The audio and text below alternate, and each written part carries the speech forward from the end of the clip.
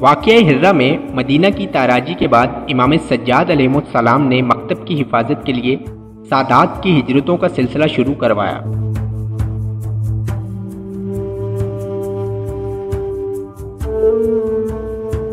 خاندان اہل بیت کے پہلے فرد جنہوں نے ہجرت کی غرض سے مدینہ چھوڑا وہ جناب احمد بن محمد حنفیہ تھے، جو امام سجاد کے حکم پر مدینہ سے ہجرت کر کے خراسان کی طرف آئے۔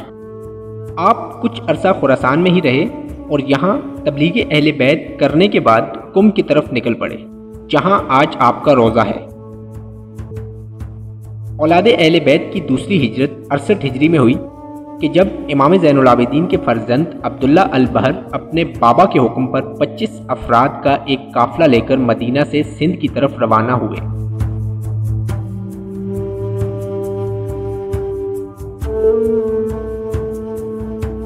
آپ بمبور اور دیبل کے رستے سندھ میں داخل ہوئے۔ دیبل سے لے کر ملتان تک راجہ داہر کی حکومت تھی۔ جناب عبداللہ البحر نے ٹھٹھہ کو اپنا مسکن بنایا اور یہاں مکتب تشیع کے پہلے مدرسے کی بنیاد رکھی۔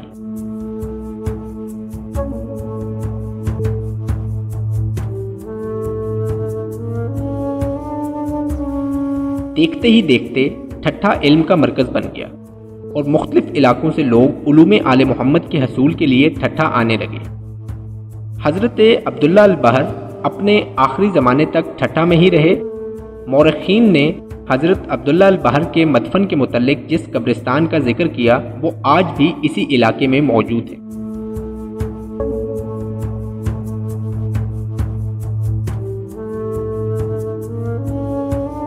ٹھٹھہ جاتے ہوئے بائیں ہاتھ پر مکلی کا تاریخی قبرستان ہے اور اس سے کچھ فاصلے پر دائیں ہاتھ پر قدم گاہ مولا علی۔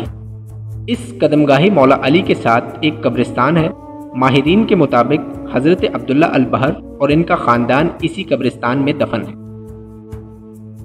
حضرت عبداللہ البحر کی تبلیغ کے نتیجے میں سندھ شیعان حیدر کرار کی پناہگاہ کی حیثیت اختیار کر چکا تھا، اور اس زمانے میں عرب میں بنی امیہ کے ستائے ہوئے سادات اور شیعوں کا سہارا سندھ میں راجہ داہر کی حکومت اور دیگر ہندو راجواڑے تھے، جو خود بھی تیزی سے اسلام کی طرف آ رہے تھے۔ 70 ہجری کے بعد یہ تمام خبریں حجاج بن یوسف تک پہنچنا شروع ہو گئیں، اور اس بڑھتی ہوئی علوی تبلیغ کو روکنے کے لیے حجاج بن یوسف نے 9/11 جیسا ایک ڈھونگ رچایا، جس میں اپنے ہی کچھ آدمیوں کے ہاتھوں بحیرہ عرب میں ایک تجارتی بحری جہاز کو لٹوایا گیا اور ان بحری قزاقوں کو راجہ داہر کے آدمیوں کے طور پر پیش کیا گیا۔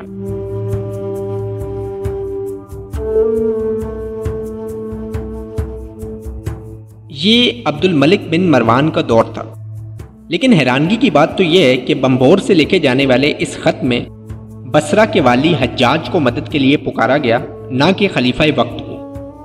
85 ہجری میں عبد الملک بن مروان کے جانے کے بعد ولید بن عبد الملک حاکم ہوا۔ اس فرضی خط کے جواب میں حجاج نے بصرہ سے سندھ میں راجہ داہر کو خط بھجوایا کہ ان بحری قزاقوں کو ہمارے حوالے کر دو۔ اس خط کے جواب میں راجہ داہر نے لکھا کہ اول تو ایسا کوئی واقعہ ہوا ہی نہیں، اور اگر ہوا بھی ہو تو یہ آزاد سمندر میں ہوا ہے، جہاں میرا کوئی اختیار نہیں، نہ ہی میرے پاس کوئی بحری فوج ہے۔ راجہ داہر کے اس جواب کے ذریعے حجاج کو وہ بہانہ مل گیا جو 9/11 جیسا ڈھونگ رچانے کے لیے چاہیے تھا۔ حجاج نے محمد بن قاسم کو لشکر دے کر سندھ کی طرف روانہ کیا۔ یہ نوجوان حجاج کے بھائی قاسم بن یوسف ثقفی کا بیٹا تھا اور حجاج کا داماد بھی۔ محمد بن قاسم نے دیبل میں لنگر انداز ہونے کے بعد سب سے پہلے منجنیکوں کے ذریعے قلعہ دیبل کو مسمار کیا۔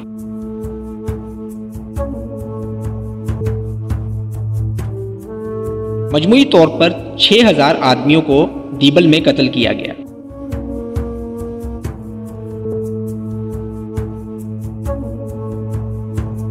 دیبل کو تباہ کرنے کے بعد محمد بن قاسم ہروان نامی علاقے کی طرف بڑھا، جو موجودہ دادو اور جامشوروں کے درمیان کا علاقہ ہے۔ ہروان میں تباہی مچانے کے بعد بصرہ سے آیا یہ لشکر سیوان کی طرف بڑھا، جو موجودہ دور میں سیون شریف کے نام سے جانا جاتا ہے۔ یہاں سے نکلنے کے بعد محمد بن قاسم حصار سلیم کی طرف بڑھا جو موجودہ دادو اور ملتان کا درمیانی علاقہ تھا، جہاں اس کا براہ راست مقابلہ راجہ داہر سے ہوا۔ حصار سلیم کا علاقہ ہی وہ پناہ گاہ تھی جہاں راجہ داہر نے اہل بیت کے چاہنے والوں کو پناہ دے رکھی تھی۔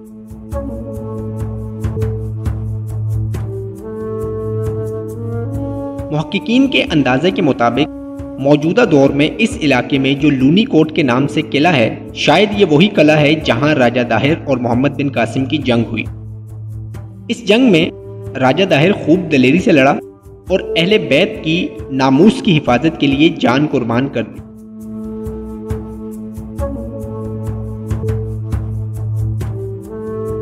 قلعے کے اندر موجود ان الویوں کی حفاظت کے لیے راجہ داہر نے اپنے بیٹے کو مامور کیا، لیکن راجہ داہر کی موت کے بعد راجہ داہر کا بیٹا اپنی ماں کے حکم کے مطابق ان الوی خاندانوں کو قلعے کے پچھلے دروازے سے نکالنے اور انہیں برہمن آباد کے راجواڑے تک پہنچانے میں کامیاب ہو گیا۔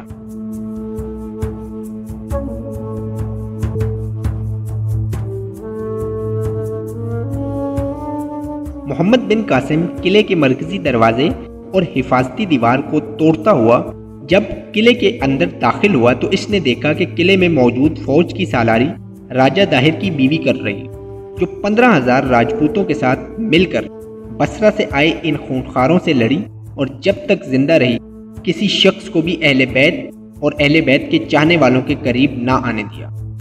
حصار سلیم میں خون کی ہولی کھیلنے کے بعد گرفتار شدگان کو محمد بن قاسم نے بصرہ میں حجاج بن یوسف کی طرف بھجوا دیا۔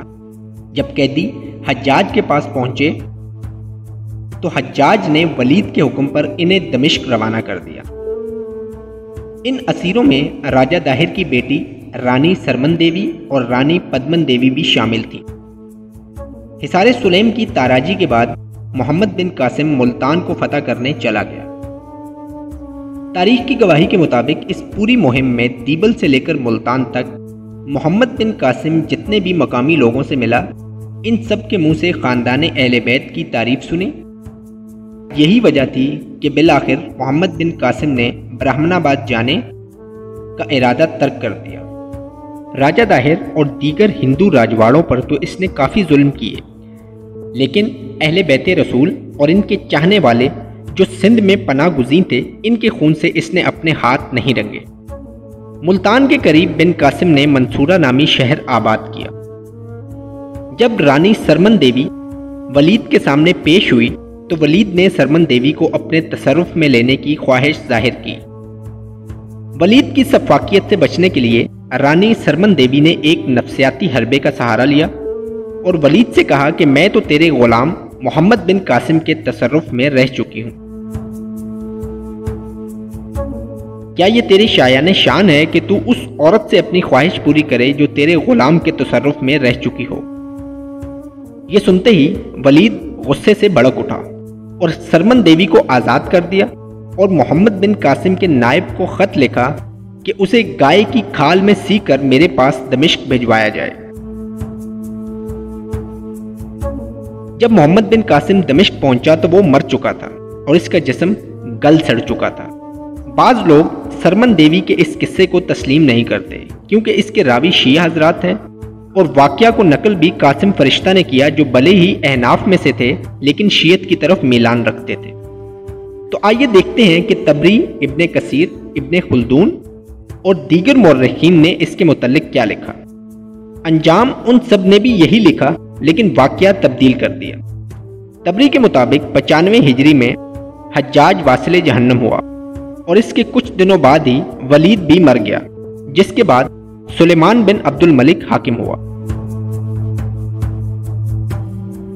سلیمان ذاتی طور پر حجاج سے نفرت کرتا تھا کیونکہ جب عبد الملک نے حجاج سے ولی عہدی کے متعلق مشورہ مانگا تو حجاج نے سلیمان کی بجائے ولید کی ولی عہدی پر رضامندگی ظاہر کی۔ اسی لیے حجاج ولید کی آنکھ کا تارا تھا۔ سلیمان کے سینے میں بدلے کی آگ جل رہی تھی، لیکن جب وہ اقتدار میں آیا تو حجاج مر چکا تھا۔ اسی لیے طبری کے بقول سلمان بن عبد الملک نے اپنا یہ بدلہ حجاج کے خاندان سے پورا کیا اور حکم دیا کہ محمد بن قاسم کو زنجیروں میں جکڑ کر پنجرے میں قید کر کے دمشق روانہ کیا جائے۔